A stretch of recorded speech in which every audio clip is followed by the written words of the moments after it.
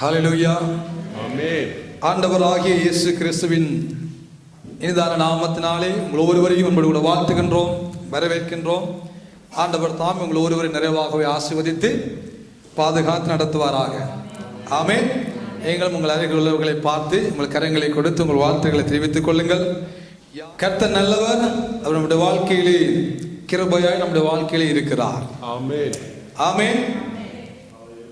யாராவது ஒருவர் தேவனுடைய வார்த்தையை ஒப்பு கொடுத்து ஜெபிக்கும்படியாக நான் கேட்டுக்கொள்கிறேன்.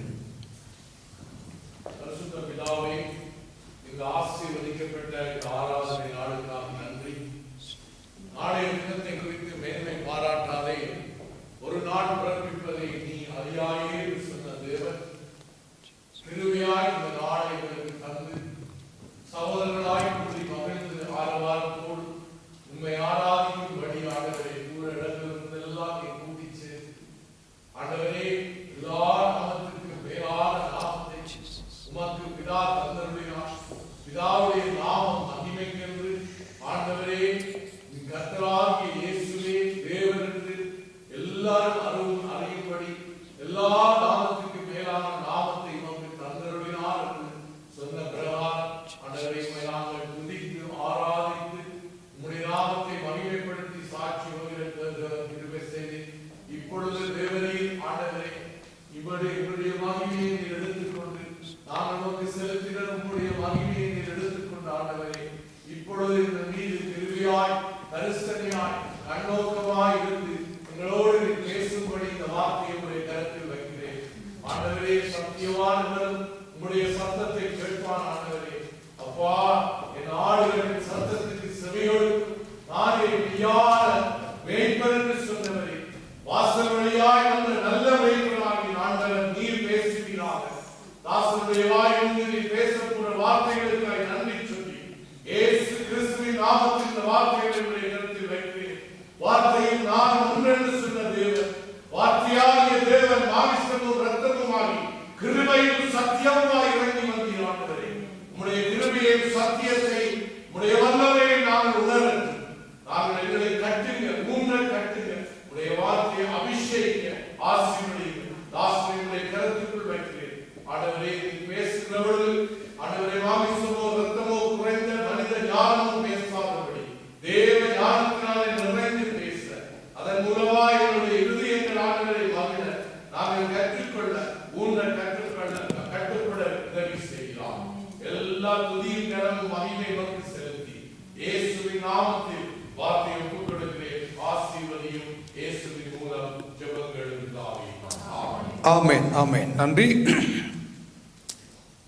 3 யோவானுக்கு நேராக நமது வேதாகமங்களை நாம் திருப்பிக் கொள்வோம். 3 யோவான்,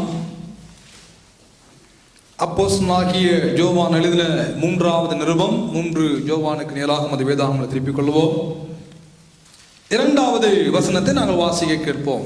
2வது வசனத்தை வாசியுங்கள். பிரியமானவனே, பிரியமானவனே, உன் ஆத்துமா வாழ்கிறது போல, உன்னுடைய ஆத்துமா வாழ்கிறது போல நீ எல்லாவற்றிலும் வாழ்ந்து சுகமாய் இருக்கும்படி வேண்டுகிறேன். இந்த வசனத்தை யாருக்கு எழுதுகிறார்? புத்தகங்களை பார்க்காம, வேதத்தை பார்க்காம இங்க பாருங்க. பிரியமானவனே, உன் ஆத்துமா வாழ்கிறது போல நீ எல்லாவற்றிலும் வாழ்ந்து சுகமா இருக்கும்படி நான் வேண்டுகிறேன். யாரால் யாருக்கு எழுதப்பட்டது? யோவானால் காயுவுக்கு எழுதப்பட்டது. அருமையானவர்களே, யார் இந்த யோவான்? ஆண்டவராகிய இயேசுவின் மார்பில சாய்ந்த, இயேசுவை அதிகமாக நேசித்த ஒரு நல்ல மனிதனாகவும், ஒரு அப்போஸ்தலனாகவும், மூப்பனாகவும் தன்னை அடையாளப்படுத்திக் கொள்ளுகிற அழகான காரியம் இந்த புத்தகத்துக்குள்ளே அடங்கியிருக்கிறது. இந்த 3வது யோவானுக்குள்ளே 3 நபர்களை குறித்து ஆவியானவர் இந்த யோவான் மூலமாக நமக்கு எழுதுகிறதை நாங்கள் இங்கே காணக்கூடும். பிரியமானவர்களே, ஆகவே தொடர்ச்சியாக வருகின்ற 3 வாரங்களிலே இந்த 3ஆம் யோவானுக்குள்ள இருக்கிற 3 நபர்களுடைய வாழ்க்கை சரிதையை கற்றுக்கொள்ள ஆண்டவர் நமக்கு பெரிய ஒரு அனுக்கிரகம் பாராட்டுவாராக. இன்றைக்கு இந்த மனிதனாகிய இந்த யோவான் இயேசுவின் சீடர்களுக்குள்ளே முதிர்ந்த வயதாக இருந்து மரித்த ஒரு மனிதன் என்று நமக்கு தெரியும். இயேசுவின் சீடர்களுக்குள்ள யாரு நீண்ட வயது வரைக்கும் இருந்து மரித்தவர்? இந்த யோவான் தான். இந்த யோவானை கொண்டுதான் ஆண்டவர் வெளிப்படுத்தின விசேஷத்தை நமக்கு எழுதியுள்ளார் என்ற காரியத்தினை வேதம் நமக்கு காண்பித்துக் கொடுக்கிறது. 5 புத்தகங்களை எழுதும்படியாக யோவானை ஆண்டவர் பயன்படுத்தினார். யாரா சொல்லக்கூடும் அந்த 5 புத்தகங்களும் யாது என்று சொல்லி? யோவான் எழுதின சுவிசேஷம், யோவான் எழுதின சுவிசேஷ புஸ்தகம் 3 யோவான், 1, 2, 3 யோவான், வெளிப்படுத்தின விசேஷங்கள் ஆகிய இந்த 5 புஸ்தகங்களையும் ஆண்டவர் இந்த யோவானை கொண்டு எழுதியுள்ளார் பரிசுத்த வேதாகமத்திலே. இப்பொழுது இந்த மனிதன் காயு என்ற மனிதனுக்கு யோவான், இயேசுவின் சீடனாகிய அப்போஸ்தலனாகிய மூப்பனாகிய யோவான் இந்த 3வது நிருபத்துக்குள்ளே எழுதுகிற பொழுது பாருங்கள், 1ஆம் வசனம் சொல்லுகிறது, மூப்பனாகிய நான் சத்தியத்தின்படி நேசிக்கிற பிரியமான காயுவுக்கு எழுதுகிறதாவது. அப்படின்னா யாருக்கு இந்த நிருபத்தை அவர் எழுதுகிறார்? யாருக்கு இதை எழுதுகிறார்? காயுவுக்கு எழுதுகிறார். காய்பா அல்ல, காயுவுக்கு எழுதுகிறார். யாருக்கு எழுதுகிறார்? காயுவுக்கு எழுதுகிறார். எழுதுகிற பொழுது ஒரு காரியத்தை அங்கே அடையாளப்படுத்துகிறார். என்ன? மூப்பனாகிய நான் தன்னுடைய முதிர்ந்த காரியத்தினையும் அன்றைக்கு இருந்ததான இயேசுவின் சீடர்களுக்குள்ள மிகவும் முதிர்ந்த ஒரு மனிதனாக தன்னை அடையாளப்படுத்துவது மாத்திரமல்ல, அந்த முதிர்ந்த வயதிலும் இந்த காயுவை குறித்ததான அநேக தகவல்களை இந்த மனிதன் கேள்விப்பட்ட பொழுது வாழ்த்து செய்தியோடு, பிரியமானவனே, என்று நண்பனே, என்று சிநேகிதனே, நான் அழகும் அதிகமாக நேசிக்கிறேன் சிநேகிதனை என்று சொல்லி இந்த மனிதனை அடையாளப்படுத்துகிற ஒரு அறிமுகத்தினை இந்த புத்தகம் நமக்கு காண்பித்துக் கொடுக்கிறது.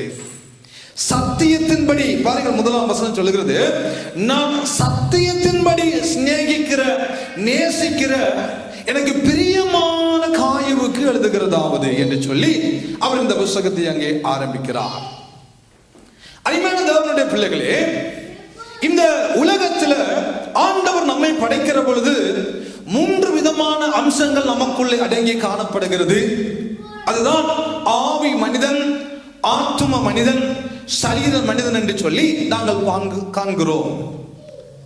இப்பொழுது நாம் என்ன செய்து கொண்டிருக்கின்றோம்? வாழ்ந்து கொண்டிருக்கிற நானும் நீங்களும் ஒருவேளை மறிப்போமானால் நம்மை பார்த்து உலகம் சொல்லும், பொடி எப்பொழுது எடுக்க போகிறார்கள். அப்படியானால் பொடி ஆகிய சரீரமாகிய இந்த இதற்குள்ளே, இந்த வீட்டுக்குள்ள ஆவி மனிதனும் ஆத்தும மனிதனும் இந்த வீட்டுக்கு உள்ளே வாழ்ந்து கொண்டு இருக்கிறார்கள். சரிதானே? ஆகவே இன்றைக்கு நம்ம எல்லாரும் எங்கே வாழ்ந்து கொண்டிருக்கிறோம்? தற்காலிகமாக வெளியே காணப்படுகிற கூடாரமாகிய, அழிந்து போகக்கூடிய கூடாரமாகிய இந்த சரீரத்துக்குள்ளே ஆவி மனிதனும் ஆத்தும மனிதனும் வாழ்ந்து கொண்டிருக்கிற நிலைமையை சத்தியம் நமக்கு தெளிவாக காண்பித்துக் கொடுக்கிறது. அப்படியானால் மண்ணினால் உருவாக்கப்பட்ட மனிதன் எங்கே போகிறான்? மண்ணுக்கு திரும்புவான் என்பது நியதி. ஆவி மனிதன் மறுபடியுமாக ஆண்டவரிடத்தில் போகிற காரியத்தையும், ஆண்டவர் சரீரத்தை உருவாக்கி அழகாக இந்த வெளிப்பிரகாரமாக காணப்படுகிற சரீரத்தை உருவாக்கிய தெய்வம் அவருடைய நாசியிலே ஊதின பொழுது மனிதன் எப்படி மாறினான்? ஜீவ ஆத்மாவாக மாறுகிற ஒரு காரியத்தை நாம் காண்கிறோம். அப்படியானால் ஆத்தும மனிதன் என்ற ஒரு மனிதன் உண்டு. நன்றாய் கவனியுங்கள். ஆவி மனிதன் என்ற ஒரு மனிதன் உண்டு, சரீர மனிதன் என்ற மனிதன். 3 ட்ரைகோட்டமி தியோலஜியை நீங்கள் படிக்கிற பொழுது, மனிதனை பற்றியதான பாடத்தை படிக்கிற பொழுது இந்த 3 காரியத்தையும் வேதம் நமக்கு அழகாக எடுத்து காண்பித்துக் கொடுக்கிறது. ஆவி மனிதன் என்றால் யாரு, ஆத்ம மனிதன் என்றால் யாரு, சரீர மனிதன் என்றால் யாரு என்று சொல்லி 3 விதமான காரியங்களையும் மனிதவியல் அந்த்ரோபோலஜி என்ற ஒரு பாடத்தை நாம் கற்றுக்கொள்ளுகிற பொழுது அங்கே அழகாக, துல்லியமாக, மிக தெளிவாக நாம் அதை கற்றுக்கொள்ளக்கூடும் பிரியமானவர்களே. ஆகவே இப்பொழுது அருட்சன் என்னும் நபராகிய ஆத்தும மனிதனும் பிளஸ் ஆவி மனிதனும் இந்த வெளிப்பிரகாரமாக காணப்படுகிற இந்த சரீரத்துக்கு உள்ளே நான் வாழ்ந்து கொண்டிருக்கிறேன். விரும்பியோ விரும்பாமலோ நாம் இந்த வெளியே காணப்படுகிற சரீரத்தை நாம் கடந்து போகிற பொழுது விட்டு விட்டுத்தான் கடந்து போக வேண்டும். என்ன செய்ய வேண்டும்? இந்த சரீரத்தை கொண்டு போக முடியாத ஒரு நிலைமை. இந்த சரீரத்துக்குள்ளே வேதம் சொல்லுகிறது, ஆவியானவர் எங்கே வாழ்ந்து கொண்டிருக்கிறார்? இந்த சரீரத்துக்குள்ளே ஆவியானவர் வாழ்ந்து கொண்டிருக்கிறார். நீங்களே அந்த ஆலயம். நாம் யாரு? ஆவியானவர் தங்கி வாசம் பண்ண விரும்புகிறதான இந்த ஆலயமாக, வெளிப்பிரகாரமாக காணப்படுகிற பொடி என்று சொல்லுகிற அமைப்பு இங்கே காணப்படுகிறது. இதற்குள்ளே ஆத்தும மனிதனும் ஆவி மனிதனும் வாழ்ந்து கொண்டிருக்கிற ஒரு காரியத்தை வேதம் நமக்கு சொல்லுகிறது. ஆனால் யோவான் என்ன சொல்ல வருகிறார்?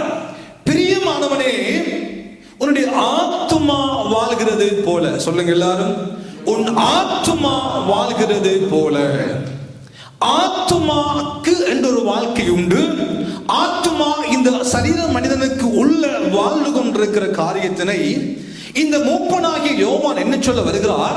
இந்த காயை பார்த்து சொல்லுகிறார், உன் ஆத்துமா வாழ்கிறது போல. தேவனை அறிந்த தேவனுடைய பிள்ளைகள், ஆண்டவரை அறிந்த தேவனுடைய பிள்ளைகள், கிறிஸ்துவை பின்பற்றுகிற தேவனுடைய பிள்ளைகளுடைய வாழ்க்கையிலே இன்றைக்கு ஆத்துமா மனிதன் செத்தவனாக, ஆவி மனிதன் செத்தவனாக இருக்கிற நிலைமை அநேக இடங்களில் காணப்படுகிறது. நாம் சபைக்குள்ளே வந்துவிட்டோம் என்பதற்காக நம்முடைய ஆத்தும மனிதன் வாழ்ந்து கொண்டிருக்கிறானா? இல்லை. நாம் ரட்சிக்கப்பட்டவனினால் ஆத்தும மனிதன் அழகாக வாழ்ந்து கொண்டிருக்கிறானா? இல்லை. ஏனென்றால் ஆத்துமாவுக்கு உள்ளேதான் ஆண்டவர் 3 காரியங்களை அங்கே வைத்திருக்கிறார். ஒன்று சிந்தை, இரண்டாவது சித்தம், மூன்றாவது உணர்வு என்ற 3 காரியங்களையும் ஆத்தும மனிதனுக்கு உள்ளே ஆண்டவர் வைத்திருக்கிறார். அப்படியானால் சிந்தையும் சித்தமும் உணர்வும் சரியாக இருக்குமானால் மாத்திரமே தான் ஆத்துமா என்கிற மனிதன் அழகாக இந்த பூ உலகத்தில் வாழ முடியும் என்ற ஒரு காரியத்தினை வேதம் நமக்கு துல்லியமாக எடுத்து காண்பித்துக் கொடுக்கிறது. ஒவ்வொரு ஞாயிற்றுக்கிழமைகளிலும் நாம் ஆராதனை முடிகிற பொழுது எல்லாரும் சேர்ந்து என்ன சொல்லுகிறோம்? என் ஆத்துமாவே கர்த்தருக்கு நன்றி சொல்லு, முழு உள்ளமே அவருடைய பரிசுத்த நாமத்தை சோத்தரி. அடுத்தது, என் ஆத்துமாவே கர்த்தரையே சோத்தரி, அவர் செய்த சகல உபகாரங்களையும் இந்த சரீரத்துக்குள் இருக்கிற ஆத்துமாவே மறக்காத.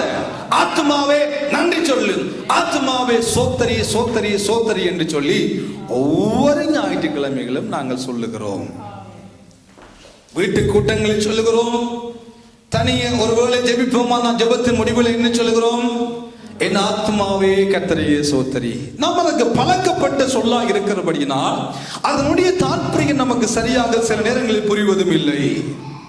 இதுதான் உண்மை. என்ன பழக்கப்பட்டு போய்விட்டோம். என் ஆத்மாவே கர்த்தரை சோத்தரி, முழுமை பரிசுத்த நாம சோத்தரி, என் ஆத்மாவே கர்த்தரை சோத்தரி, அவசர மறவாதே ஆமே சோத்தரி. அது சொல்லுகிற பொழுதுதான் நம்முடைய வாழ்க்கையில எல்லாருக்கும் சந்தோஷம் வரும். எப்படா அந்த ஆத்மாவை சொல்லுகிறோம், எப்படா முடியுது. சில நேரத்தில் ஜெரமியா பார்க்கிற பொழுது சத்தம் அதிகரிக்கும். நான் இப்ப சத்தத்தை காணல, முடிஞ்சு விட்டது, ரைட், பூசை முடிஞ்சது, போயிட்டு வாங்க என்பது போல அந்த கடைசி முடிவு வருகிற பொழுதுதான் எல்லாருக்கும் பயங்கர சந்தோஷம். ஆனால் ஒரு நாள் கூட யோசித்து பார்க்கிறோமா, ஏன் அது முடியத்தான் சொல்லணுமா? ஆரம்பத்தில் ஆராதனை ஆரம்பிக்கிற பொழுது சொல்லக்கூடாதோ? ஏனென்றால் ஆவிக்குரிய கிறிஸ்தவர்களாக நாங்கள் பழக்கப்பட்டு விட்டோம். முடிவுக்கு அதை கொண்டு வந்து வைத்து முடித்து விட்டோம்.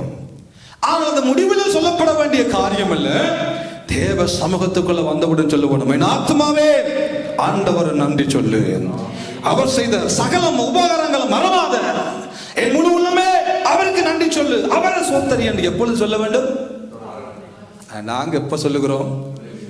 கடைசியில சொல்லிட்டு சோத்தரி ஜபம் முடிஞ்சது, சோஸ்திர பகுதி முடிஞ்சிடும், நன்றி பகுதி முடிஞ்சிடும், துதி பகுதி முடிஞ்சிடும், ஆதரவு பகுதியும் முடிஞ்சிடும், கடைசியா வீட்டை போறதுக்கு சோத்தரி மறக்காத, சகல உபகாரங்களையும் மறக்காத ஆத்மாவே மறக்காத சோத்தரி. கடைசியா சொல்லிட்டு ஆத்மாவுக்கு அப்படியே பேக்கத்துக்கு போய் கொண்டிருக்கிறோம். ஆனால் இங்கே வேதம் நமக்கு என்ன சொல்லுகிறது? காயை பார்த்து யோவான் சொல்லுகிறார், பிரியமானவனே உன் ஆத்மா வாழ்கிறது போல. அப்படியானால் என்ன? இந்த காயுவனுடைய ஆத்மா நன்றாக வாழ்ந்து கொண்டு இருக்கிறதை இந்த இரண்டாவது வசனம் சொல்லுகிறதா இல்லையா? பெரிய மாணவனே, உன் ஆத்மா வாழ்கிறதை போல, அப்படின்னா என்ன? காயுவனுடைய ஆத்மா நன்றாய் வாழ்ந்து கொண்டு இருக்கிறது, அப்படித்தானே? தமிழ் விளங்கு தான் எல்லாருக்கும் பிள்ளைகள். இப்ப உன் ஆத்மா வாழ்கிறது போல, உன் ஆத்மா வாழ்ந்து கொண்டு இருக்குது, அவ்வளவுதான். காயுவனுடைய ஆத்மா வாழ்ந்து கொண்டு இருக்கிறது. காயுக்குள்ள இருக்கிற அந்த ஆவி மனிதன், அந்த அறிவு, சித்தம், சிந்தை, உணர்வு என்ற மனிதர்கள் அந்த தன்மைகளை கொண்ட அந்த ஆத்மா என்ன செய்கிறது? நன்றாகவே வாழ்ந்து கொண்டு இருக்கிறபடியினால் இந்த மூப்பனாகிய யோவான் சொல்லுகிறார், காயு, பிரியமானவனே, என் நண்பனே, உன் ஆத்மா வாழ்கிறது போல, உன் ஆத்மா வாழ்கிறது போல நீ எல்லாவற்றிலும் வாழ்ந்து சுகமாயிரு. 3 காரியங்களை சொல்லுகிறார். உன் ஆத்மா நல்லா வாழ்கிறது அப்பா, நல்லா வாழ்கிறது உன் ஆத்மா, அதுபோல நீ எல்லாவற்றிலும் வாழ வேண்டும். 3வது, நீ நல்ல சுகமாய் இருக்கும்படி நான் வேண்டுதல் செய்கிறேன். இந்த மதிய வேளையிலே தேவனுடைய பிள்ளைகளே, அநேக தேவ சமூகத்துக்குள்ள இருந்து கொண்டிருக்கிறோம், தேவனுடைய காரியங்களை செய்து கொண்டிருக்கிறோம், சபைக்கு வருகிறோம், ஜெபிக்கிறோம், உபவாசிக்கிறோம், தேவனுடைய காரியங்களை செய்கிறோம், நல்லது. ஆனால் நம்முடைய ஆத்மாவை ஒரு விஷயம் திரும்பி பார்க்கிற ஒரு காலகட்டத்திலே நானும் நீங்களும் வாழ்ந்து கொண்டிருக்கிறோம். நம்முடைய ஆவியில, நம்முடைய சிந்தையில, நம்முடைய சித்தத்தில, நம்முடைய உணர்வுல இன்றைக்கு விடுதலை பெற முடியாதபடி சாத்தான் அநேகரை கட்டி வைத்திருக்கிற ஒரு துர்பாக்கியமான ஒரு நிலைமை இன்றைய சமகால கிறிஸ்தவத்துக்குள் இருந்து கொண்டுதான் இருக்கிறது. எல்லாம் சரீரத்துக்கு கொடுத்து வருகிறோம், சரீரத்துக்கு சென்றடிக்கிறோம், நன்றாக சரீரத்தை அலங்கரிக்கிறோம். இந்த எல்லாருமே வளமைக்கு மாறாக அழகாக வலிக்கிட்டு வந்திருக்கிறோம். சரீர மனிதனை அழகுபடுத்தி கொண்டிருக்கிற தேவ பிள்ளைகளே, ஆத்மா எனும் மனிதனை நாம் கவனிக்கிறோமா என்ற ஒரு காரியத்தினை இந்த மதிய வேளையில் நானும் நீங்களும் சிந்தித்து பார்க்க வேண்டும். எவ்வளவு தூரத்துக்கு நான் என்னுடைய ஆத்மாவை நான் கவனிக்கிறேன்? கடைசியா ஞாயிற்றுக்கிழமை முடிந்து போகிற பொழுது, ஜெபம் முடிகிற பொழுது, என் ஆத்துமாவே கர்த்தரையே சோத்தரி, கர்த்தருக்கு நன்றியை சொல்லப்பா, என் ஆத்துமாவை அவர் செய்த சகல உபகாரங்களை மறக்காத என்று சொல்லிக்கொண்டு ஒரு பழக்கப்பட்ட சொல்லாக ஆத்துமாவுக்கு சொல்லிக்கொண்டு வாழ்கிறதை பார்க்கிலும் பிரயோக ரீதியாக நானும் நீங்களும் ஆத்துமாவுக்கு எதை செய்து கொண்டிருக்கிறோம் என்று நாம் இன்று நம்மை தற்பரிசோதனை செய்து பார்க்க வேண்டிய ஒரு விதத்தில், ஒரு காலகட்டத்தில் நானும் நீங்களும் வாழ்ந்து கொண்டிருக்கிறோம். ஏன் மூப்பனாகிய அந்த யோவான் இந்த காயை பார்த்து உன் ஆத்துமா வாழ்கிறது போல என்று சொல்லுகிறார் என்றால், இந்த ஆத்துமாவுக்குள்ளே அடங்கி இருக்கிறதான காரியங்களை காயுவனுடைய ஆத்துமா அழகாக செய்தபடியினால் அதை கேட்டுதான யோவான் சாட்சி கொடுக்கிறார். உன் ஆத்துமா இந்த இந்த இந்த காரியங்களை செய்தபடியினால் உன் ஆத்துமா சுகமாய் வாழ்கிறது காயு. நீ இதை செய்தபடியினால் நீ சுகமாக இருக்கிறாய். நீ இப்படி வாழ்கிறபடியினால் உன் ஆத்மாவோட விடுதலையோடு இருக்கிறாய். நீ இதை கடைபிடிக்கிறபடியினால் உன் ஆத்மாவுக்குள்ள கலங்கம் இல்லாதபடி, உன் ஆத்மாவுக்குள்ள வஞ்சகம் இல்லாதபடி, உன் ஆத்மாவுக்குள்ள கபடம் இல்லாதபடி, உன் ஆத்மாவுக்குள்ள பொறாமை, போட்டி, எரிச்சல்கள், தேவையில்லாத ஆவியின் கிரியைகள் இல்லாதபடி இருக்கிறது என்று சொல்லி யோவான் சாட்சி கொடுக்கிறதான அழகான வசனம் தான் இந்த வசனம். பிரியமானவனே, உன் ஆத்துமா வாழ்கிறது போல நீ எல்லாவற்றிலும் வாழ்ந்து நீ சுகமாய் இருக்கும்படி வேண்டுகிறேன். சரீர சுகத்தை இன்றைக்கு அநேக தடவைகளில் நாம் விரும்புகிறோம். சரீரத்துக்கு மருந்துகள், மாத்திரைகளை எடுத்துக்கிறோம். சரீரத்துக்கு தேவையான சத்துள்ள உணவுகளை உண்ணுகிறோம். சரீரத்தை அழகுபடுத்துவதில் இந்த உலகம் துரிதமாகவும் தீவிரமாகவும் பல நேரங்களில் செலவழிக்கிற தேவனுடைய பிள்ளைகளாகி நானும் நீங்களும் ஆத்தும மனிதனுக்கு எவ்வளவு தூரத்துக்கு முக்கியம் கொடுக்கிறோம் என்பதனை இந்த மதிய வேளையை நானும் நீங்களும் ஆராய்ந்து பார்க்க வேண்டிய காணப்படுது. தேவ ஜனமே, எதை இந்த யோவான் அந்த காயுக்குள்ள கண்டார் என்ற காரியத்தினை, ஏன் உன் ஆத்மா வாழ்கிறது, சுகமாய் வாழ்கிறது போல, உன் ஆத்மா அழகாய் வாழ்கிறது போல என்று சாட்சி கொடுத்தார் என்றால் 3 காரியங்களை இந்த காயுடைய வாழ்க்கையில இந்த யோவான் அழகாக தெளிவாக வலியுறுத்துகிற காட்சியை 3வது வசனம் அங்கே நமக்கு சொல்லுகிறது. வாசிக்க கேட்போம். சகோதரர்கள் வந்து நீ சத்தியத்தில் நடந்து கொள்ளுகிறாய். அவ்வளவுதான், போதும். என்ன சொல்லுகிறார்கள்?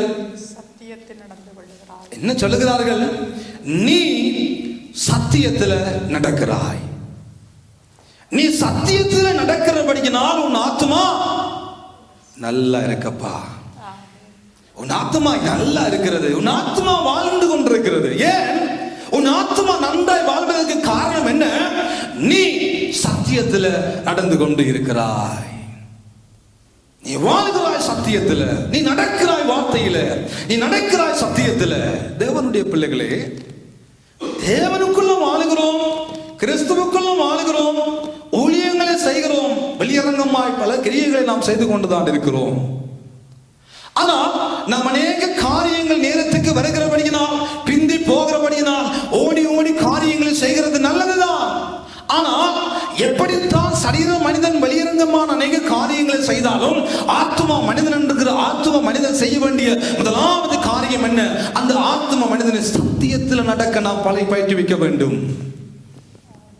எப்பொழுது ஒரு ஆத்தும மனிதன் சத்தியத்தில் நடக்க ஆரம்பிக்கிறானோ அப்பொழுதுதான் ஆத்தும மனிதன் விடுதலையாக்கப்படுகிறான். சத்தியத்தையும் அறிவீர்கள், சத்தியம் உன்னை விடுதலையாக்கும். இன்றைக்கு அநேக தேவனுடைய பிள்ளைகள் என்ன செய்கிறார்கள்? அறியாமையினால் சங்காரமாகி கொண்டிருக்கிற நிலைமை. தேவனுடைய வார்த்தை அறியாதபடியினால் சங்காரம், அறிந்தும் கூட்டர்களை போல நடக்கிற நிலைமை, அறிந்தும் அறிந்தும் அறிந்தும் கேட்டும் கேட்டும் கேட்டும் உணராதவர்களாய், தேவனுடைய வார்த்தைக்கு இடம் கொடுக்காதவர்களாய், சத்தியத்தில் நடக்காம வாழுகிற எந்த மனிதனுடைய ஆத்மாவும் விடுதலை அடையாத ஆத்மா என்று நாம் வேதம் நமக்கு சொல்லுகிறது. இந்த ஒரு மனிதன் சத்தியத்தில் நடக்காமல் இருக்கிறானோ அவனுடைய ஆத்மா கட்டப்பட்டிருக்கிறது. எந்த ஒரு தேவனுடைய பிள்ளை வார்த்தையின் மனிதன் வாக்கி வாழாமல் இருக்கிறானோ அந்த ஆத்மா, அந்த சரீர மனிதன் கட்டப்பட்டவனாக விடுதலை இல்லாதவனாக இருக்கிறான் என்ற காரியத்தினை முதலாவது வேதம் நமக்கு சொல்லுகிறது. நீ சத்தியத்தில் நான் நடக்கிறாய், நீ சத்தியத்தில் நான் நடக்கிறாயப்பா. நம்முடைய வாழ்க்கைக்கு நம் உலகம் வைத்திருக்கிற பெயர் அல்லேலூயா கூட்டம் என்று வைத்திருக்கிறார்கள், கிறிஸ்தவர்கள் என்று வைத்திருக்கிறார்கள், விசுவாசிகள் என்று வைத்திருக்கிறார்கள். அநேக பெயர்களை நமக்கு வைத்தாலும் வேதக்காரர்கள் என்று கூட நமக்கு ஒரு பெயரை வைத்திருக்கிறார்கள். ஆனால் பல தடவைகளில் வேதம் தெரியாத வேதக்காரர்களாய் நாம் வாழ்ந்து கொண்டிருக்கிறோம். பைபிள்ல எத்தனை புஸ்தகம் இருக்குது? 66. எத்தனை வசனம் இருக்குது? 3173. எத்தனை அதிகாரம் இருக்குது? 1189 அதிகாரம். சிலங்களை இது கூட நமக்கு தெரியாத ஒரு பொது அறிவு ஏற்ற நிலைமைகள் இன்றைக்கு கிறிஸ்தவர்களாக நானும் நீங்களும் வாழ்ந்து கொண்டிருக்கிறோம். தேவனுடைய காரியங்களை குறித்ததான அறிவு அற்றவர்களாய் பல தடவைகளில் நாம் வாழ்ந்து கொண்டிருக்கிறோம். ஆண்டவர் இந்த மதிய வேளைகளில் நமக்கு சொல்லுகிறார், சத்தியத்தின்படி நானும் நீங்களும் நடக்கவில்லையோ நம்முடைய ஆத்துமா மனிதன் சுகமாக இல்லாத ஒரு வாழ்க்கை. சரீரத்தில் அழகா இருக்கிறோம், சரீரத்தில் நல்லா உடுத்தி கொண்டு இருக்கிறோம், தேவையா கற்பண்டா கொஞ்சம் மஞ்சளை பூசி கொஞ்சம் முகத்தை பிரகாசிக்க பண்ணுகிற நல்லது. சரீர மனிதன் நல்லா தான் இருக்குது. ஆனா ஆத்மா ஒரு குறை. ஆத்மாவை சத்தியத்தில் நடக்க பண்ணாமல் நாம் வாழுவோம். ஆனால் நம்முடைய வாழ்க்கையில ஆத்ம மனிதன் சரியாக வாழவில்லை. ஆத்ம மனிதன் சரியான ஒரு விடுதலை இல்லை. ஆத்மா வாழ்கிறது போல என்று நமக்கு சொல்ல முடியாது. ஆத்மா வாழவே இல்லை. ஆத்மா வாழ வேண்டுமானால், ஆத்மா சுகமா இருக்க வேண்டுமானால் வேதம் தருகிற முதலாவது படிப்பினை என்ன? சகோதரர் வந்து நீ சத்தியத்தில் நடக்கிறாய், நீ சத்தியத்தில் நடந்து கொள்ளுகிறாய் என்று உன்னுடைய உண்மையை குறித்து சாட்சி கொடுத்தது போதும். சாட்சி கொடுக்கிறார்கள். யாரு சாட்சி கொடுக்கிறார்கள்? காயு சொல்லவில்லை, நான் காலமும் பைபிள் வாசிக்கிறேன், மத்தியானம் பைபிள் வாசிக்கிறேன், இரவு பைபிள் வாசிக்கிறேன், நான் தான் உத்தமன், நான் தான் பரிசுத்தவான், நான் தான் ஆண்டவருக்கு தெரியும் எல்லாம், நான் தான் பரிசுத்தவான். நான் அவன் சொல்லவே இல்லை. யாரு சொல்லுகிறார்கள்? உன்னுடைய உண்மையை குறித்து உன்னுடைய சத்தியத்தில் நடக்கிறாயப்பா. சகோதரர் சாட்சி கொடுக்கிறார்கள். நாம் நம்மை பற்றி புகழுவது அல்ல, நீ அல்ல, புறத்தியானை உன்னை புகழட்டும். நம்ம புழுகலாம், நாம சொல்லலாம், வந்து குழந்தைகள் எல்லாம் கர்த்தருடைய சமூகத்தை நாடின, இரவும் ஒரு வசனத்தை பாடமாக்குறேன், காலமும் ஒரு வசனத்தை பாடமாக்குறேன், மத்தியானம் ஒரு வசனத்தை பாடமாக்குறேன், பைபிளை வாசிக்கிறேன். நான் நடக்கிறேன் பிரதர், நான் நடக்கிறேன் சிஸ்டர். ஆனால் நம்முடைய கிரியை நம்ம காட்டி கொடுத்து விடும். ஒரு கனி ஒரு மரத்தின் தன்மையை வெளிப்படுத்துகிறது.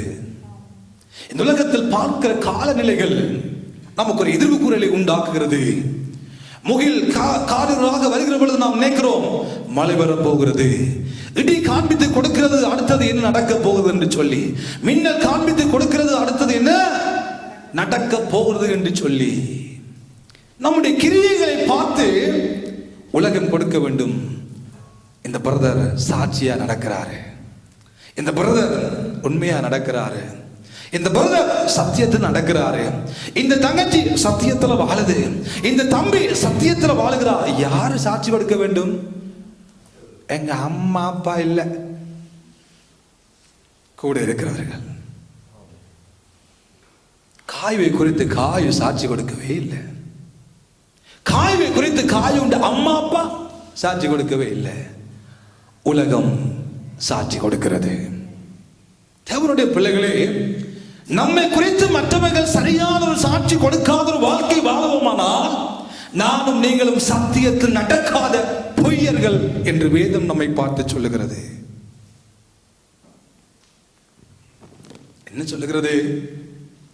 நாமல்லப்பா, நம்மை நாமே சொல்லிக் கொண்டு போகலாம், நம்மை நாமே புழுகிக் கொண்டே போகலாம். நான் அப்படி, நான் இப்படி, என் மனைவி எப்படி, என் மனைவி சொல்ல முடியும், புருஷன் அப்படி, நம்ம ரெண்டு பேரும் என் புள்ள அப்படி சொல்லலாம். அது அல்ல சாட்சி. பக்கத்தில் இருக்கிறவர்கள், இவர் சத்தியத்தில் நடக்கிறார், இவர் தேவனுடைய வார்த்தையை நேசிக்கிறார், இவர் தேவனுடைய வார்த்தையில வாழ்ந்து கொண்டிருக்கிறார். சகோதரர்கள் காயவே உன்னை குறித்து சாட்சி இட்டபடியினால், நீ சத்தியத்தில் வாழ்க்கை வாழ்கிறபடியினால், சத்தியத்தின் படி உன் வாழ்க்கையை கட்டுகிறபடியினால், உன் ஆத்துமா வாழ்கிறது போல. உன் ஆத்துமா நல்லா இருப்பதற்கு காரணம் என்ன? நீ சத்தியத்திலே நடக்கிறபடியினால, நீ வார்த்தையில வாழுகிறபடியினால உன் ஆத்துமா நல்லா இருக்குது. பக்கத்து ஆட்களப்பா சொல்லுங்க, எப்படி பிரதர் உங்களோட ஆத்துமா இருக்குது? எப்படி சிஸ்டர் உங்களோட ஆத்துமா இருக்கிறது? எப்படி இருக்கிறீங்க? எங்க நடக்கிறீங்க? எதுல நடக்கிறீங்க? எதுல வாழ்ந்து கொண்டிருக்கிறீங்க? எப்படி போகுது உங்களோட வாழ்க்கை? வழியரங்கமா நல்லா தான் இருக்கிறீங்க, வல்லையும் சொல்லையுமா ஆலயத்துக்கு வாரீங்க, நல்லா பாடுறீங்க, நல்லா கையை தட்டுறீங்க, நல்லா சபைக்குள்ள வந்தா மட்டும் உங்க சத்தம் பயங்கரமா இருக்குது. ஆனா சபையை விட்டு வெளியால போன பிறகு அந்நிய பாஷையை பேசுகிற அதே வாய் தூசணத்தையும் பேசுது. அந்நிய வாசத்தை பேசி கர்த்தரை துதிக்கிற அதே வாய் அநியாயமான வார்த்தைகளையும் பேசுகிறது, கேவலமான வார்த்தைகளையும் பேசுது. ஆத்துமா இன்றைக்கு விடுதலையாக முடியாதபடிக்கு இருப்பதற்கு காரணம் பிசாசு அல்ல, மாம்சம் அல்ல, உலகம் அல்ல, இந்த சரீர ஆத்துமா. இந்த சரீர மனிதன் என்ன செய்கிறான்? ஆத்துமாவை சரியாக நடத்த முடியாதபடிக்கு வருகிற ஆசைகள், வருகிற இச்சைகள், வருகிற பேராசைகள் பெரிய ஒரு பாவத்துக்குள்ள தள்ளி கொண்டு போய் அவனை தள்ளுகிற நிலைமையில இந்த சரீர மனிதன் ஆத்தும மனிதனுக்கு விரோதமாக போராடி கொண்டே இருக்கிறான். என்ன செய்கிறான்? ஆத்துமாவுக்கும் சரீரத்துக்கும் இடையில் ஒரு போராட்டம், ஆத்துமாவுக்கும் ஆவிக்கும் இடையில் ஒரு போராட்டம், ஆவிக்கும் சரீரத்துக்கும் இடையில் ஒரு போராட்டத்தை இந்த மனித குலம் என்ன செய்கிறது? இந்த மனிதனுக்குள்ளே போராட்டங்கள் நடந்து கொண்டுதான் இருக்கிறது. அதான் பவுலடியா சொல்லுகிறார், மாம்சத்தோடும் இரத்தத்தோடும் சொல்லுங்க நமக்கு போராட்டம் இல்லை. மாம்சமும் போராடுது, இரத்தமும் போராடி கொண்டுதான் இருக்கு நமக்கு விரோதமாக. காலம சொல்லும் ஆவி எலும்பி ஜபிப்போம், தீர்மானம் நன்றா இருக்கும், படுக்க போயிடுவோம், விடிய எல்லாம் அடிக்கும், 6 மணி ஆச்சு, முடிச்சு பார்க்குறது இருட்டாக கிடக்குது. அப்படியே ஓஃப் பண்ணிட்டு கொஞ்சம் தள்ளி வச்சுட்டு கொஞ்ச நேரத்துக்கு பிறகு நாங்கள் ஜெபிப்போம். அதுக்கு பிறகு பார்த்தா 8 மணி ஆச்சு, டெர்மின், ஸ்கூல், வேலை, ஜெபம் முடிஞ்சது. ஆத்மாவும் மனிதனுக்கு இடையில போராட்டம் இருந்து கொண்டுதான் இருக்கிறது. உங்கள் ஆத்மாவும் போராடுகிறது, உங்கள் சரீரமும் போராடுகிறது, உங்களுடைய ஆவி மனிதனும் நாளுக்கு நாள் போராடி கொண்டிருக்கிறீர்கள். பிரசங்கத்தை கேட்ட பொழுது ஆவி உற்சாகம் அடைகிறது, மாம்சம் பலவீனம் உள்ளது. அப்படித்தானே? ஆவி உற்சாகமானது. எப்பொழுது உற்சாகமானது? உபவாசம் இருக்கிற பொழுது, ஜெபிக்கிற பொழுது, தேவ சத்தத்தை கேட்கிற பொழுது, தேவனுடைய காரியங்களை பெற்றுக்கொள்கிற நன்றாய் பாடி துதிக்கிற பொழுது ஆவி உற்சாகமாகும். கொஞ்ச நேரம் போக போக மாம்சம் சொல்லும், டைமை பார்த்து கொண்டிருக்கும். இன்னும் முடியலையா? 6 சாப்பாடோ தெரியல, மரக்கறியா, மச்சமா, கோழியா, பொரியலா? சில மாம்சம் என்ன செய்யும்? நம்ம டைமை பார்த்து கொண்டே இருக்கு. இஞ்சி நமக்கு பார்க்க தெரியும்.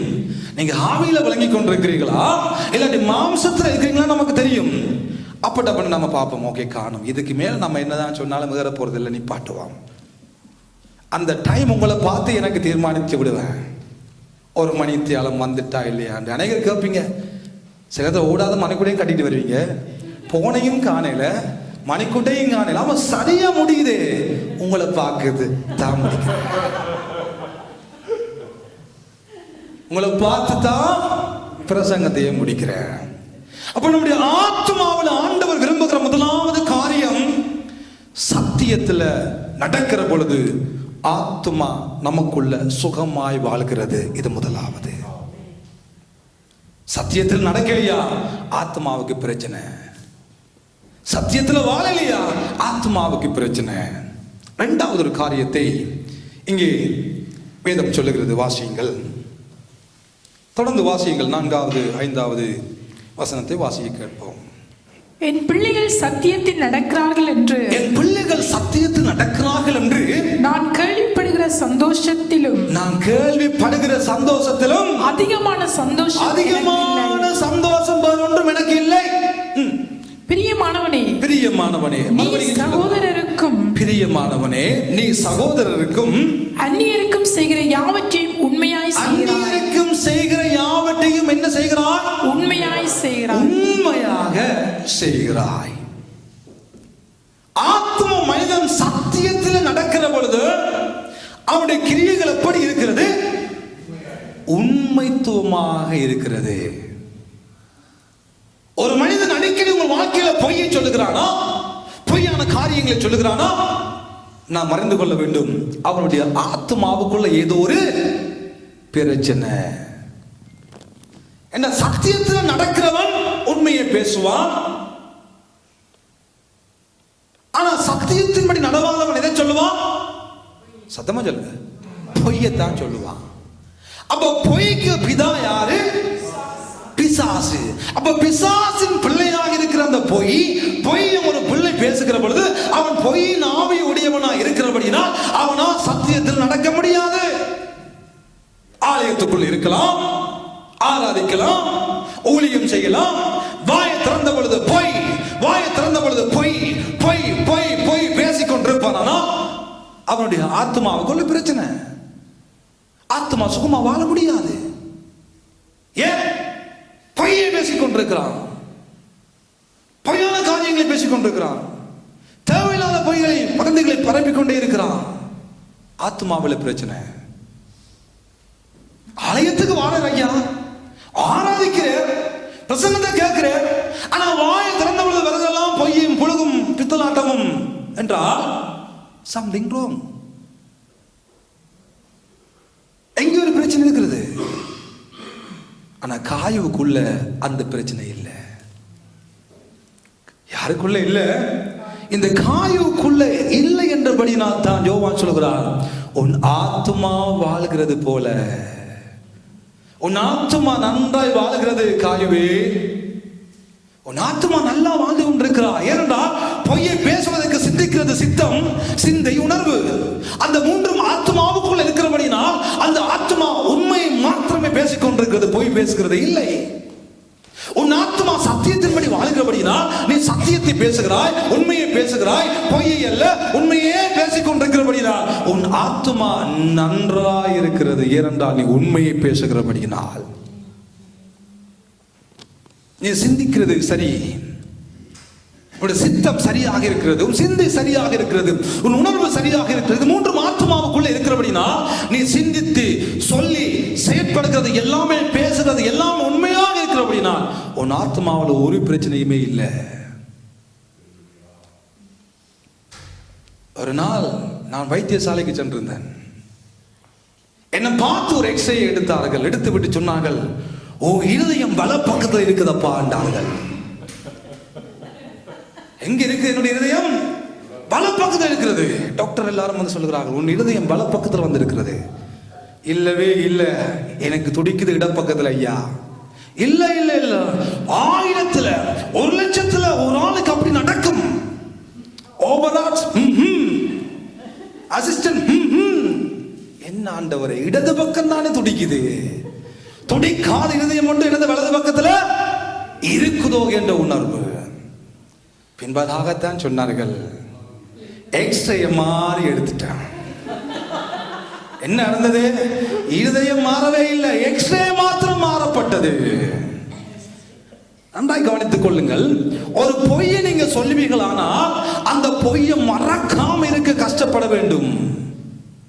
உண்மையை சொல்லி பாருங்க. சொன்ன பொய்ய, சொன்ன உண்மையை 1 வருடம் இல்ல, 2 வருடம் இல்ல, 20 வருடம் கழித்தாலும் அதே உண்மை வெளியால வரும்.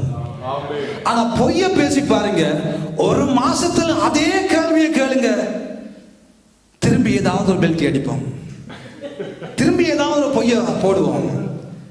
அது சேர்ந்து சரியா வராது. அதை மூட இன்னும் ஒரு பொய்யை தூக்கி போடுவோம், அதுக்கும் சரியா வராது. இது ரெண்டையும் மூட இன்னும் ஒன்று தூக்கி போடுவோம், அதுக்கும் சரியா வராது. ஏன்? பொய்க்கு பிதா யாரு? பிசாசு. பிசாசுக்கு தெரியாது சரியான நேரத்தில் சரியானதை எதை சொல்லணும் எதை செய்யணும்னு அவனுக்கு தெரியாது. அதான் பிரச்சனை. தேவ ஜனமே, உண்மை காயுவுக்குள்ள இருந்தது. நம்முடைய வாழ்க்கையில நம்ம சொன்ன பவுடிக்கு சும்மா ஒரு பொய்யை சொல்லிட்டேன், சும்மா விட்டு பார்த்தேன், சும்மா சொல்லி பார்த்தவங்க என்ன நினைக்கிறாங்க, சும்மா முசுப்பாத்திக்கு சொல்லி பார்த்தேன். அதெல்லாம் தேவையில்லை. முசுப்பாத்திக்கும் தேவையில்லை, நல்ல பாத்திக்கும் தேவையில்லை, நமக்கு ஒரு பாத்திக்கும் தேவையில்லை. கன்றமா அதை மட்டும் சொல்லுவான், நடந்ததை பார்க்கிறோமா, காது கேட்குதா, சொன்னதை அப்படியே சொல்ல பழகிற கிறிஸ்தவர்களாக மாற ஆண்டவர் நமக்கு ஒரு பெரிய அனுக்கிரகத்தை செய்வாராக. காயுடைய வாழ்க்கையில் அது இருந்தது. புதிய ஏற்பாட்டு காலத்தில் வாழ்ந்த ஒரு மனிதனுக்குள்ள அந்த காரியம் இருந்து கொண்டே இருந்தது. சத்தியத்தின்படி நடக்கிற மனிதன் சத்தியத்தின் பேசுகிறவனாய் இருந்தபடியினால் அநேகர் வந்து சாட்சி கொடுக்கிறார்கள். காயு உண்மையுள்ள ஒரு மனிதன். உண்மை உள்ள மனிதன் எதை பெறுவானா? பரிபூரண ஆசீர்வாதங்களை பெறுவான் கர்த்தரிடமிருந்து. பரிபூரண ஆசீர்வாதமா, பரிபூர்ணம் அற்ற ஆசீர்வாதமா என்பது எங்கே தீர்மானிக்கப்படுகிறது? அது கடவுளிடம் இல்லை, அதெல்லாம் நம்மிடம் தான் இருக்கிறது. சத்தியத்தில் நாம் நடக்கிறோமா? சத்தியத்துக்கு விரோதமாக நாம் நடக்கிறோமா? சத்தியத்துக்கு புறம்பாக நாம் பேசுகிறோமா? சத்தியத்துக்கு விரோதமாக காரியங்களை சொல்லிக்கொண்டே இருப்போமானால் சொல்ல நல்லா தான் இருக்கும், ஆனா ஆத்துமா பாவம். இது பாவம். ஆத்மா பரிதவிக்கப்பட்ட நிலைமை. ஆத்மாவால் சரியா வாழ முடியாது. அநேக விஷயங்களை கொண்டே சேவ் பண்ணுவோம். ரைட், இந்த பொய்யை சொல்லிட்டேன், மறந்துடாத ஆத்மாவே, கவனம் வச்சு கொள்ளு. திரும்பி 6வது கட்ட அதையே காப்பி பேஸ்ட் பண்ணு, திரும்பி இன்னொரு பொய், அதுக்கு மேலே ஒரு பொய் அடுக்கிறது. இப்படியே அடுக்கி அடுக்கி அடுக்கி இந்த ஆத்மாவை அநியாயமாக்கி கொள்ளாதபடிக்கு நம்ம பாதுகாத்துக் கொள்ள ஆண்டவர் நமக்கு ஒரு பெரிய அனுக்கிரகம் உண்டாக்குவாராக. முதலாவது என்ன இருந்தது காயுக்குள்ள? சத்தியத்தின்படி நடக்கிற ஒரு மனிதனாக வாழ்ந்தான். இரண்டாவது, உண்மையை பேசுகிற ஒரு மனிதனாக இந்த காயு வாழ்ந்தார். மூன்றாவது, திருப்பிக் கொள்ளுங்கள், 5ஆம் வசனத்தை வாசியுங்கள். 5:6 5:6 வாசியுங்கள். பிரியமானவனே, நீ சகோதரருக்கும் அந்நியருக்கும் செய்கிற யாவற்றையும் உண்மையாய் செய்கிறாய். அவர்கள் உன்னுடைய அன்பை குறித்து சபைக்கு முன்பாக சாட்சி சொன்னார்கள். சபைக்கு முன்பாக என்ன சொல்லுகிறார்களா? சாட்சி. இதை குறித்து சாட்சி கொடுக்கிறார்கள். அன்பை குறித்து சாட்சி. அன்பை குறித்து சாட்சி. சத்தியத்தில் நடக்கிறான், சாட்சி கொடுக்கிறார்கள்.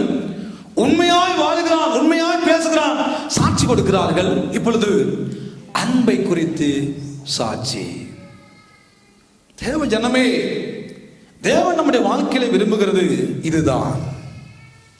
ஒரு ஆத்தும மனிதன் சுகமாக நம்முடைய சரீரத்துக்குள்ள வாழ வேண்டுமானால், ஒரு ஆத்துமா விடுதலையாய் வாழ வேண்டுமானால், ஆண்டவர் சொல்கிறார், காயுடைய வாழ்க்கைக்குள்ள என்ன இருக்கிறது?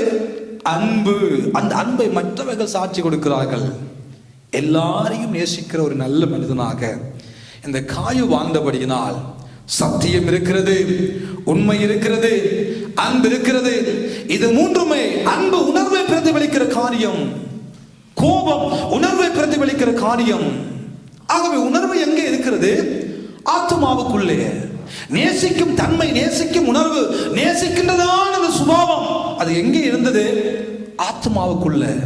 ஆத்மாவுக்குள்ள அன்பு என்னும் உணர்வு சரியாக தன் வேலையை செய்தபடியினால் ஆத்மாவாகவே இருந்தது. ஆத்மாவாகவே வாழ்ந்தது, சுகமாய் வாழ்ந்தது. யோவான் சொல்லுகிறார், பிரியமானவனே, உன் ஆத்மா வாழ்கிறது போல நல்லாய் வாழுதப்பா உன் ஆத்மா. நீ சத்தியத்தில் வாழ்கிறாய், உண்மையை பேசுகிறாய், உண்மையாய் அன்பு கூறுகிறாய். மற்றவர்கள் சாட்சி கொடுக்கிறார்கள் அன்பை குறித்து. மற்றவர்களுடைய அன்பை குறித்து அழகாக சாட்சி கொடுக்கிறார்கள். எல்லாரையும் நேசிக்கிறாயப்பா, கிறிஸ்தவனையும் நேசிக்கிறாய், தேவனுடைய பிள்ளைகளையும் நேசிக்கிறாய், அந்நியரையும் நேசிக்கிறாய், எல்லாரையும் நேசிக்கிறாய். உன் அன்பை குறித்து மற்றவன் சாட்சி கொடுக்கிறான். நம்முடைய வாழ்க்கையில் இருக்கிற அன்பு சில நேரங்களில் இந்த விண்டர் மழை மாதிரி வெதர்ல இல்லாம இருக்கும், ஆனா திடீரென்று மழை பெய்யும். மழை என்று வெதர் காண்பிக்காத மழை பெய்யும், வெயில் என்று காண்பிக்காத வெயில் அடிக்கும். சுவிஸ் வெதரை பற்றி அநேக காரியங்களை சொல்லுவார்கள். இந்த வெதரை போலதான் இன்றைக்கு நம்முடைய வாழ்க்கையும். நம்ம சூடா இருக்கிறோமா, நம்ம குளிரா இருக்கிறோமா, அனலா இருக்கிறோமா, நம்ம பற்றி நமக்கே சில நேரங்களில் தெரியாம போயிடும். நல்லா சிரிப்பாங்க, காட்சி பார்த்தா எப்படி பிரதர் சுகமா இருக்கிறீங்க? சுகம் இல்லாமல் இருக்கிறேன். நான் இப்ப சுகமா இருக்கிறீங்களா? சுகம் இல்லாமல் இருந்தா நான் சேர்த்துக்கு வந்தனா என்ன பார்க்க அப்படியே தெரியுது. நல்லா இருப்பார்கள், சும்மா ஒரு வார்த்தை கேட்க முடியாது. எப்படி பிரதர் இருக்கிறீங்கன்னு கேட்க முடியாது, சுகமா இருக்கிறீங்கன்னு கேட்க முடியாது, சுகம் இல்லாமல் இருந்தேன்னு கேட்பார்கள். ஒன்றையுமே கதைக்க முடியாத ஒரு கிறிஸ்தவ உலகத்துக்குள்ள நானும் நீங்களும் வாழ்ந்து கொண்டிருக்கிறோம். அன்பில் போய் கேட்கிறது சில நேரங்கள் நமக்கு எப்படியாக வரும்? வம்பாக மாறுகிறது. கதைச்சாலே, இந்த மனிதனோட கதைச்சாலே பிரச்சனை என்று அங்க வரைக்கும் எஞ்ச தெரியாம போன காலங்களும் அனுபவங்களும் அநேகருக்கு உண்டு. கதைச்சா பிரச்சனை. ஆனா ஆரம்ப காலத்துல அன்பு எப்படி இருந்தது குடும்பங்களுக்குள்ள? என் புருஷன் என்னோட கதைக்கிறானே இல்லைன்ற ஒரு பிரச்சனை, என் மனைவி என்னோட கதைக்கிறாளே இல்லைன்ற ஒரு பிரச்சனை ஒரு காலத்துல இருந்தது. ஆனா இப்ப கதைச்சாலே பிரச்சனை என்றதுக்காக கதைக்காம ஒதுங்கி போகிற குடும்பங்கள் அநேகம் இருக்கிறது. கிறிஸ்தவத்துக்கு உள்ளும், சபைக்குள்ள உள்ளும் கதைச்சா பிரச்சனை, எது கேட்டா பிரச்சனை, எது சொன்னா பிரச்சனை.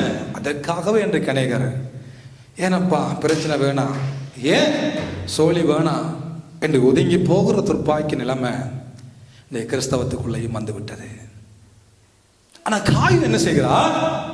தன் அன்பை தேவனுடைய பிள்ளைகளுக்கும் மற்றவர்களுக்கும் எல்லாருக்கும் காண்பித்துக் கொண்டிருந்தபடியினால் காயுவனுடைய ஆத்மா சுகமாயிருந்தது, காயுவனுடைய ஆத்மா நன்றாயிருந்தது. அதை காயு சொல்லவில்லை, யோவான் சொல்லுகிறார், காயு உன் ஆத்மா நன்றா இருக்கிறது போல. பிரியமானவனே, உன் ஆத்மா நன்றா இருக்கப்பா. சத்தியத்துல உன் ஆத்மா நடக்கிறது, நீ உண்மையை பேசுகிறாய், நீ அன்புல உணர்வுல நல்லா இருக்கு, உன் உணர்வு நல்லா இருக்கிறது, நீ எல்லாரையும் நேசிக்கிறாய், நீ நல்லா இருக்கிறாய். ஆகவே உன் ஆத்மா நன்றா இருக்கிறது. 1 பேதுரு 1 அதிகாரம் 22 வசனத்தை பேதுரு அங்கே நிருபத்திலே சொல்லுகிற பொழுது காரியத்தை நமக்கு சொல்லுகிறார். 1 பேதுரு 1 அதிகாரம் 22 வசனத்தை வாசியை கேட்போம். ஆகையால் நீங்கள் மாயமற்ற சகோதர சிநேகிதம் உள்ளவர்களாயிருக்கும் மாயமற்ற சகோதர சிநேகிதம் உள்ளவர்களாய் இருக்கும்படி ஆவியிலே சத்தியத்துக்கு கீழ்ப்படிந்து என்ன செய்யட்டாம்? ஆவியிலே இதற்கு கீழ்ப்படியட்டாம். சத்தியத்திற்கு கீழ்ப்படிந்து உங்கள் ஆத்துமாக்களை சுத்தமாக்கி கொண்டவர்களாய் இருக்கிறபடியினால் நன்றாய் கவனித்துக் கொள்ளுங்கள். ஆண்டவர் இதை நமக்கு சொல்ல வருகிறார். சத்தியத்துக்கு கீழ்ப்படிகிற பொழுது என்ன செய்கிறது? மறுபடியும் வாசிங்க. ஆகையால் நீங்கள் மாயமற்ற சகோதர அன்பு உள்ளவர்களாய் இருக்கும்படி ஆவியிலே சத்தியத்திற்கு கீழ்ப்படிந்து ஆவியில தேவனுடைய வார்த்தைக்கு கீழ்ப்படிந்து உங்கள் ஆத்துமாக்களை சுத்தமாக்கி கொண்டவர்களாய் ஆத்துமாக்களை நீங்க சுத்தமாக்கி கொண்டவர்களாய் இருக்கிறீர்கள். போதும். மாயமற்ற அன்புள்ளவர்களாய், மாய்மாலமற்ற வாழ்க்கை அற்றவர்களாய், போலி வேஷங்கள் அற்றவர்களாய், வஞ்சகம் அற்றவர்களாய், கபடற்றவர்களாய், பொல்லாதவர்களாய் நானும் நீங்களும் வாழும்படியாய் இருக்க வேண்டுமானால் ஆண்டவர் சொல்லுகிறார், ஆவியில உங்கள் என்ன செய்யுங்கள்? சத்தியத்துக்கு கீழ்ப்படி. ஆவியில என்ன செய்? வார்த்தைக்கு கீழ்ப்படி. ஆவியில வார்த்தைக்கு கீழ்ப்படுகிற பொழுது ஆத்மா விடுதலையாக்கப்படுகிறது. ஆத்மாவால் மாயமற்ற அன்பை காண்பிக்க முடியாது. ஆத்மாவால் அடிக்க முடியாது. ஏன்? ஆவியானுடைய வார்த்தை ஆவியிலே நமக்குள்ளே வருகிறபடியினால், ஆத்மா பரிசுத்தமாக்கப்படுகிறது, சரீரம் நன்றாக இருக்கிறது. ஆண்டவர் காயை பார்த்து இதை வார்த்தை சொல்ல என்ன? பிரியமானவன் ஆத்மா வாழ்கிறது போல அவன் மாயமற்ற அன்புள்ளவனா இருந்ததற்கு காரணமே ஆவியில வார்த்தைக்கு காயு கீழ்ப்படிந்தபடியினால் மாயமாலமற்ற வாழ்க்கை வாழும்படியாய் வாழ்ந்தான் என்று வேதம் நமக்கு காண்பித்துக் கொடுக்கிறது. 33ஆம் சங்கீதம் 18ஆம் வசனம் சொல்லுகிறது, தமக்கு பயந்து நமது கிருபைக்கு காத்திருக்கிறவர்களின் ஆத்துமாக்களை அவர் விடுவிக்கவும் பஞ்சத்தில் அவர்களை உயிரோடு காக்கவும் கர்த்தருடைய கண்கள் அவர்கள் மேல நோக்கமாயிருக்கிறது. கர்த்தருடைய கண்கள் யாருக்கு மேல நோக்கமாயிருக்கிறது? எல்லார் மேலேயும் அல்ல, ரட்சிக்கப்பட்ட எல்லார் மேலேயும் அல்ல கர்த்தருடைய கண்கள். ஊழியம் செய்கிற எல்லார் மேலேயும் அல்ல கர்த்தருடைய கண்கள். விசுவாசிகள் பெயரோடு வாழ்கிற எல்லார் மேல கர்த்தருடைய கண்கள் அல்லவே அல்ல. தமக்கு பயந்து தன்னுடைய கிருபைக்கு காத்திருக்கிறவர்களுடைய ஆத்துமாக்களை விடுவிக்கவும் பஞ்சத்துல அவர்களை உயிரோடு காத்து அவர்களை உயிர்ப்பித்து சரீர மனிதனை பாதுகாக்கவும் அவருடைய கண்கள் இவர்கள் மேல நோக்கமாயிருக்கிறது. என்னுடைய ஆத்துமா காக்கப்பட வேண்டுமானால், எங்க சரீர மனிதன் எப்பேற்பட்ட பஞ்சங்களுக்கும் அவன் தப்பி பிழைக்க வேண்டுமானால், தேவன் நம்முடைய சபைக்கு கொடுத்த வாக்குத்தத்தம் என்ன? இந்த வருடம் நமக்கு கொடுத்த வாக்குத்தத்தம் என்ன? சொல்லுங்க சத்தமா.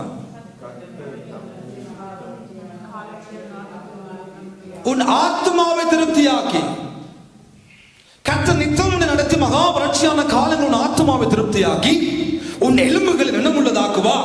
நீ நீர் பாய்ச்சலான தோட்டத்தை போலவும் வற்றாத நீரூட்டை போலவும் இருப்பாய். நல்லது. ஆத்மாவை திருப்தியாக்குற ஆண்டவர் ஒருவர் உண்டு.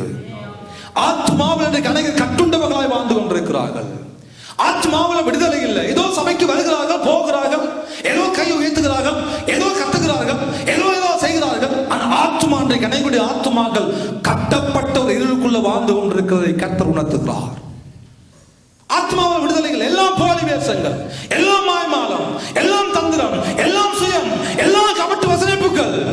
விடுதலையாக்கும்படியாக விடுதலை வேண்டுமா? ஆத்மா சுகமாய் நமக்குள்ள வாழ வேண்டுமா? ஆத்மா நிம்மதியாக வாழ வேண்டுமா? சத்தியத்தில் நடவுங்கள். ஆவியில சத்தியத்துக்கு கீழ்ப்படியுங்கள். அப்பொழுதுதான் ஆத்மா விடுதலையாக்கப்படும். காயு சத்தியத்தில் நடந்தபடியினால், காயுடைய வாழ்க்கை சத்தியத்தில் நடந்தபடியினால் உண்மையை பேசினான். உண்மையை பேசுற மனிதனுக்கு உள்ளே இருந்தது அன்பு என்னும் உணர்வு. அது வம்பாக மாறவே இல்லை. இது மூன்றும் இந்த மனிதனுக்குள்ளே காயவுக்குள்ளே இருந்ததை பார்த்த யோவான், மூப்பனாகிய யோவான் சொல்லுகிறார், பிரியமானவனே, உன் ஆத்மா வாழ்கிறதை போல நீ எல்லாவற்றிலும் வாழ வேண்டும் அப்பா. நீ சுகமாய் இருக்க வேண்டும். இன்னைக்கு நாம் எல்லாவற்றிலும் வாழ ஓடி திரிகிறோம், எல்லாம் அனுபவிக்க ஓடுபட்டு திரிகிறோம், சுகமா இருக்க ஓடுபட்டு திரிகிறோம். ஆனா ஆத்மா மனிதன் பாவத்துக்குள்ளும், ஆத்மா மனிதன் அந்தகாரத்துக்குள்ளும், ஆத்மா மனிதன் பொய்யுக்குள்ளும், ஆத்மா மனிதன் சத்தியத்தை அறிந்தும் அறியாதவனை போல இருக்கிறவனினால் சுகமா வாழ முடியதில்லை. அநேகர் விடுதலையாக முடியதில்லை, அநேக நிம்மதியா வாழ முடியதில்லை, எல்லாவற்றிலும் சமாதானமே வாழ முடியாததுக்கு காரணமே ஆண்டவர் அல்ல.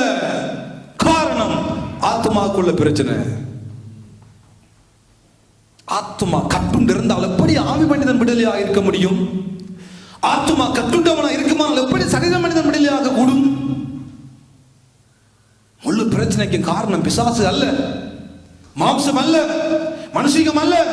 ஆத்ம மனிதனை கட்டி சத்துருவானவன் சித்தத்தையும் சிந்தையையும் உணர்வையும் கட்டி வைக்கப்பட்ட துப்பாக்கி நிலைமைக்குள்ள கிறிஸ்தவ சமூகம் வாழ்கிறபடியினால் ஆவியிலையும் விடுதலை இல்லை, சரீரத்திலும் விடுதலை இல்லை. ஆவியில விடுதலை இல்லை, ஏதோ சும்மா வாரம் போறோம், கத்திரம் குளம் போறோம், விடுதலை இல்லை. ஆத்மா சரியில்லை. ஆத்மா சரியில்லாட்டி எப்படி எப்ப ஆவி விடுதலை ஆகும்? ஆவியில தேவனுடைய வார்த்தைக்கு கீழ்ப்படிந்து அந்த ஆவி மனிதன் தேவ சத்தத்தை கீழ்ப்படிந்து நடக்காவிட்டால் எப்படி ஆத்மா விடுதலை ஆகும்? ஆத்மா விடுதலை ஆகாவிட்டால் எப்படி சரீரம் விடுதலை ஆகும்? தெய்வ பயம் இல்லை, தேவனை தேடுகிற உணர்வு உள்ளவன் உண்டோ என்று ஆண்டவர் பார்த்து கொண்டிருக்கிறார். தெய்வ பயமற்ற வாழ்க்கை, தெய்வ பயமற்ற வாழ்க்கை, போலியான வேஷங்கள், கபடான வஞ்சகமான வார்த்தைகள், பொய், இதெல்லாம் ஆத்மாவுக்குள்ள விடுதலையை கொண்டு வர முடியாது. ஆத்மா விடுதலையாக வேண்டுமா? ஆவியில் நிரம்பி தேவ வார்த்தைக்கு கீழ்ப்படிவோம். ஆத்மாவில் விடுதலை உண்டாகும். சரீரம் ஆட்டோமேட்டிக்காக தன்னுடைய காரியங்களை செய்ய ஆரம்பிக்கும். எல்லாவற்றிலும் நாங்கள் வாழவும் முடியும். எல்லாவற்றிலும் வாழ்ந்து சுகமா இருக்க வேண்டுமானால் ஆத்மா சரியாக இருக்க வேண்டும். ஆமென். ஆகவே ஆத்மா சரியாக இருக்க வேண்டுமானால் 33ஆம் சங்கீதம் 18ஆம் வசனத்தை வீட்டை சென்று வாசித்து பாருங்கள். தமக்கு பயந்து தமது கிருபைக்கு காத்திருக்கிறவர்கள் ஆத்மாக்களை அவர் விடுவிக்கவும். பயமில்லாட்டு விடுதலையாக முடியாது. ஆவியில் இருந்து கர்த்தருடைய வார்த்தைக்கு பயப்படாத எந்த ஒரு மனிதனுடைய ஆத்மாவும் விடுதலையாக முடியாது. தமக்கு பயந்து தமது கிருபைக்கு காத்திருக்கிறவருடைய ஆத்மாக்களை விடுதலையாக்கவும் விடுவிக்கவும், மரணத்துக்கு விலக்கி அவர்களை விடுவிக்கவும், பஞ்சத்தில் அவர்களை உயிரோடு காக்கவும் கண்கள் அவர்கள் மேல் நோக்கமாயிருக்கிறது. மதிய வேளைக்கு தெய்வத்தினுடைய கண்கள் எங்கள் மேல் நோக்கமாயிருக்கிறது. எல்லாரும் வெளியரங்கமாக நாம் பார்த்து விட்டு போகலாம், முகத்தை பார்க்கிறோம். ஆனால் உள்ளிந்திரியங்களை அறிந்த ஒரு தெய்வம் இந்த மதிய வேளைக்கு நமக்கு உண்டு. எதை பேசுகிறோம், எதை செய்கிறோம், எதை சிந்திக்கிறோம், என்ன உணர்வோடு இப்பொழுதும் சபைக்குள்ள வாழ்ந்து கொண்டிருக்கிறோம் என்பதை வெட்ட வெளிச்சமாக அறிந்த ஒரு தெய்வம் நமக்கு உண்டு. அவர் சொல்லுகிறார், எல்லாவற்றிலும் நாங்கள் வாழ்ந்து சுகமாக இருக்க வேண்டுமானால் ஆத்மாவுக்கு தேவையான விடுதலை சத்தியத்தின் மூலமே உண்டு, உண்மையின் மூலமே உண்டு, எல்லாரையும் நேசிக்கிற உணர்வின் மூலமே உண்டு என்ற காரியத்தினை வேத வார்த்தை திட்ட தெளிவாக நமக்கு சொல்லுகிறது. ஆகவே தேவ பிள்ளைகளே, சரீர சுகத்துக்காக ஜெபிக்கிறோம், நல்லது. அதை பார்க்கலாம் அதிகமாக ஜெபிக்க வேண்டிய ஒன்று ஆத்ம மனிதன். ஆத்மாவுக்குள் ஒரு பயம், இந்த சிந்தை உணர்வு சித்தம் என்ற காரியத்துக்குள்ள தெய்வ பயம் இல்லாவிட்டா எப்படித்தான் கத்தி கூச்சலாட்டம் போட்டாலும் ஒரு பிரயோஜனம் இல்லை என்ற காரியத்தினை கர்த்தர் நமக்கு தெளிவாக சொல்லுகிறார். ஆகவே காய்வை போல இந்த நல்ல குணாதிசயங்களுடைய பிள்ளைகளாய் வாழ்ந்து மற்றவர்கள் நம்மை பார்க்கிற பொழுது அவர்கள் ஒரு நல்ல சாட்சி நம்மை குறித்து கொடுக்கிறவர்களாய் வாழ்கிற பொழுது உலகம் சொல்லும், நம்முடைய ஆத்மா நன்றாய் வாழ்ந்து கொண்டிருக்கிறது. ஆமென். ஆத்மா நன்றாய் வாழ்ந்தால் ஆவி நல்லா இருக்கும். ஆவியும் ஆத்மாவும் நல்லா இருந்தா சரீரமும் நன்றாகவே இருக்கும்.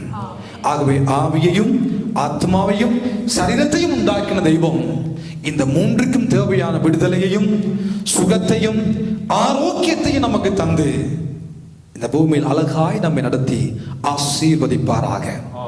ஆமென். கர்த்தருடைய வார்த்தையை கேட்ட உங்கள் அனைவரையும் ஆண்டவர் தாம் நிறைவாகவே ஆசீர்வதித்து பாதுகாத்து நடத்துவாராக. யாரும் எழுந்திருப்போம் பிரியமானவர்களே. தலை சாய்க்கும் கல் நீரையா, மூளை கல் நீரையா, நான் நம்பி தலை சாய்க்கும் கல் நீரையா, மூளை கல் நீரையா.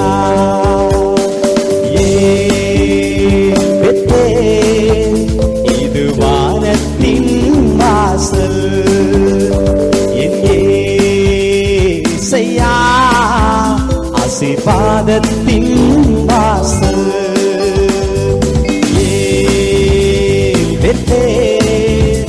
இது வானத்தின் வாசல், என் இயேசையா, ஆசீர்வாதத்தின் வாசல். தலை சாய்க்கும் கல் நீரையா, மூளை கல் நீரையா, நான் நம்பி தலை சாய்க்கும் கல் நீரையா, மூளை கல் நீரையா.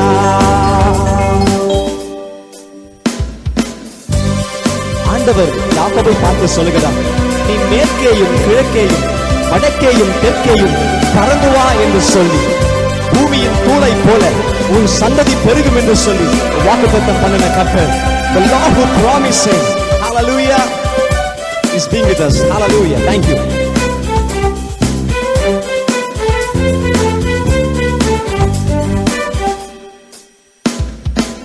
மேற்கு கிழக்கு வடக்கு தெற்கு பறந்து வா என்றீரே, பூமியின் மூளை போல் சந்ததி பெருகும் என்று வாக்குரைத்தீரே. மேற்கு கிழக்கு வடக்கு தெற்கு பறந்து வா என்றீரே, பூமியின் மூளை போல் சந்ததி பெருகும் என்று வாக்குரைத்தீரே.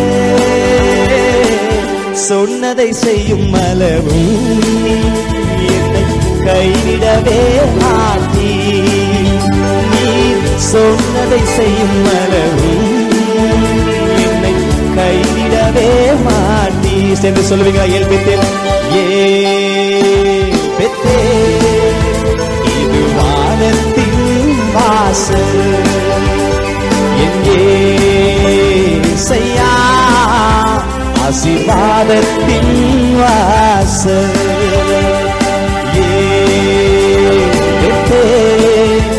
இது வானத்தின் வாசல், என் இயேசையா, ஆசீர்வாதத்தின் வாசல். தலை சாய்க்கும் கல் நீரையா, மூளை கல் நீரையா, நானும் தலை சாய்க்கும் கல் நீரையா, மூளை கல் நீரையா.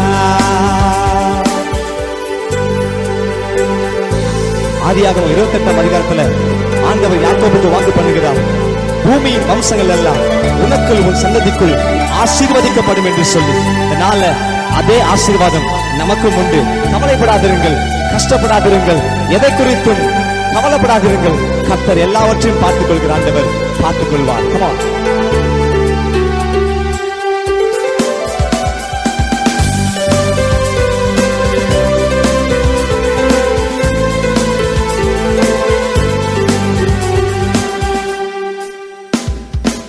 பூமியின் வம்சங்கள் உனக்குள் உன் சந்ததிக்குள் ஆசீர்வாதிக்கப்படும் என்று ஆசீர்வாத வாய்க்காலாக என்னை மாற்றினீரே. பூமியின் வம்சங்கள் உனக்குள் உன் சந்ததிக்குள் ஆசீர்வாதிக்கப்படும் என்று ஆசீர்வாத வாய்க்காலாக என்னை மாற்றினீரே. சொன்னதை செய்யும் அளவும் என்னை கைவிடவே மாட்டீ, நீர் சொன்னதை செய்யும் அளவு என்னை கைவிடவே மாட்டீர். பெத்தேல் சொல்லுவோமா? பெத்தேல் இது வானத்தின் வாசல், எங்கே செய்யா ஆசீர்வாதத்தின் வாசல். பெத்தேல் இது வானத்தின் வாசல், எங்கே செய்யா ஆசீர்வாதத்தின் வாசல். தலை சாய்க்கும் கல்லீரையா, மூளை கல்லீரையா, நம்பி தலை சாய்க்கும் கல்லீரையா, மூளை கல்லீரையா. தன் தகப்பன் வீட்டுக்கு திரும்பும் வரையில ஆண்டவர் யாக்கோபை கைவிடவில்லை, அவனை கனப்படுத்தினார் என்று வேதம் சொல்கிறது. இன்னைக்கு நாமும் எந்த சூழலில் இருந்தாலும் சரி, எந்த நிலைமையில் இருந்தாலும் சரி, நாம் ஆண்டவர் சமூகத்தில் திரும்பி வருகிற வரையும் அவருடைய கை நம்மை விடுவதில்லை. சந்தோஷமாய் பாடுவோமா?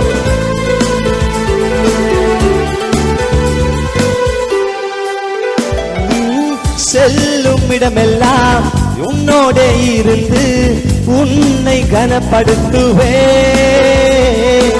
தகப்பன் தேசத்திற்கு திரும்பும் வரையில் உன்னை காப்பாற்றுவே. செல்லும் இடமெல்லாம் உன்னோடு இருந்து உன்னை கனப்படுத்துவே. தகப்பன் தேசத்திற்கு திரும்பும் வரையில் உன்னை காப்பாற்றுவே. சொன்னதை செய்யும் அளவும் உன்னை கைவிடவே மாட்டீர். நீ சொன்னதை செய்யும் அளவும் என்னை கைவிடவே மாட்டீர். Come on, join together and say Bethel. Bethel இது வானத்தின் வாசல், என் இயேசையா ஆசீர்வாதத்தின் வாசல். பெத்தேல் இது வானத்தின் வாசல், என் இயேசையா ஆசீர்வாதத்தின் வாசல். மூளை கல்லீரையா, நரம்பி தலை சாய்க்கும் கல்லீரையா, மூளை கல்லீரையா. சரி சொல்லுவோமா?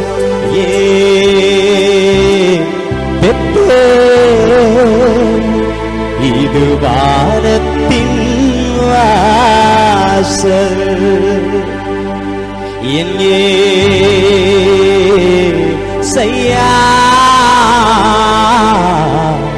ஆசீர்வாதத்தின் வாசல், பரலோகத்தின்